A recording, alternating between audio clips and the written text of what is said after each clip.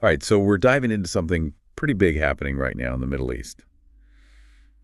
The U.S. is sending their THAAD system over to Israel. Yeah, And this is something I think a lot of people have questions about. I know you've been following this really closely, so definitely. let's get into it. First of all, what is THAAD?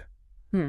Because it's not just like some random missile system, right? No, it's definitely not just another weapon in the arsenal. To really get it, you got to understand layered air defense. It's a whole system, right? Okay. Different layers, each one designed to handle threats at different heights, you know? So it's like I don't know, like a high-tech shield, but with multiple layers, each with a specific job to do Exactly. when it comes to intercepting these missiles. Exactly. Okay, so THAAD it stands for Terminal High Altitude Area Defense. Yeah. So already we're talking about something that's trying to stop missiles while they're still in the air. Yeah, and it can catch them at different points in their flight, which is something not a lot of systems can do. It's designed for a certain type of missile, too short, medium, and some of those tricky intermediate-ranged ballistic missiles.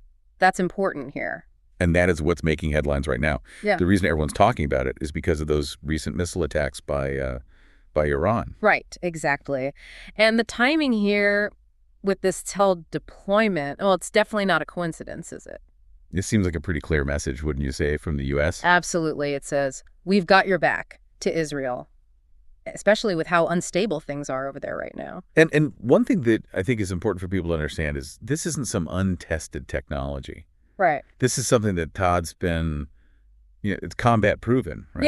Yeah. It's been field tested, Yeah. used in real situations. It's not just some idea on a drawing board. It's a big deal. Which makes its presence in the region even more, I'd say, significant. Right? Oh, absolutely. Yeah. Because it's not like Israel's totally defenseless. They've got Iron Dome, which everyone's heard about. Yeah. How does THAAD work with that? Are they like overlapping, or is it completely different? That's a really good question. So Iron Dome, it's great at what it does. Knocks down those shorter range rockets, right? Right. THAAD, it's playing a different game, up higher. Think of it like this. Iron Dome is the fence, and THAAD is the roof, protecting against those long-range threats, like what Iran has. Okay, so it's like having an extra layer of protection just in case something gets through. Precisely. But, and this is something the article mentioned, the U.S. is telling Israel, hey, let's not escalate things. Right. So how does having THAAD there actually change the situation? Because isn't that kind of, could that be seen as escalating things? Well, it's a bit of a tightrope walk, isn't it? On one hand, it might make Iran think twice, like, okay, they've got this advanced system now, maybe let's not poke the bear, right?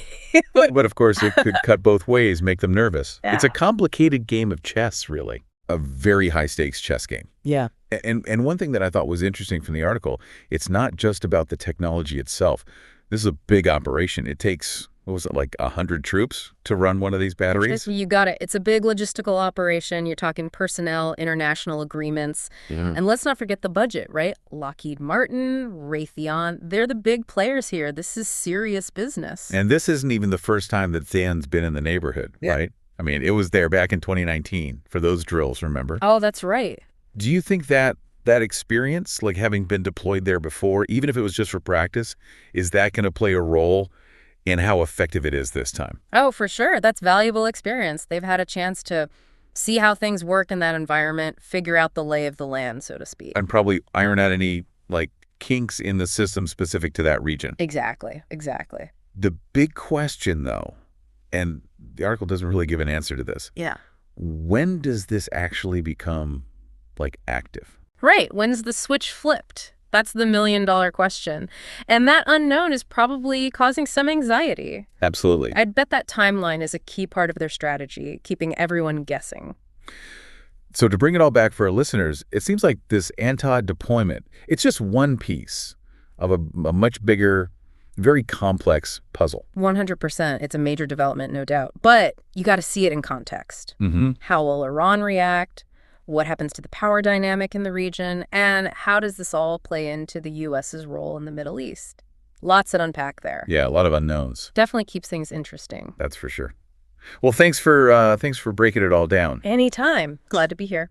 And to our listeners, thanks for joining us for this deep dive. We'll be back next time with another one.